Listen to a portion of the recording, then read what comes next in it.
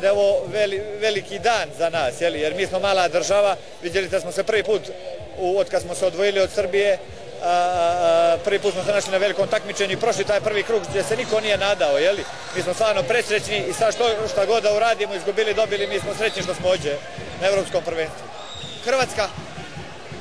Pa dobro, mi ćemo odigrati s Hrvatima, Hrvati su mnogo jači od nas, Hrvati zaslužuju da uzmu medalju na ovo Evropsko i ja im to želim od sveg srca. Očekujemo prije svega dobru igru i jak otpor od nas, znamo svi šta je Hrvatska i kakva je to ekipa, tako da ne očekujemo ništa previše, ali da pružimo jak otpor i normalno ako Bog dade se iznenadi, ali vidjet ćemo, to su želje, a stvarno sve drugo. Teški su, tvrdi, isto igraju dobro obranu, imaju odličnog vratara i treba se dobro pripremiti i osvježi koliko je moguće.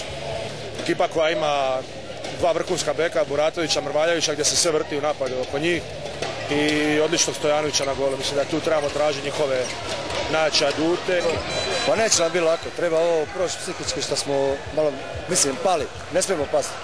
Biće teško, znaju igrati sličan rukomet koji i mi, znaju igrati glavom, tako da, svejedno se nada našu pobjedu.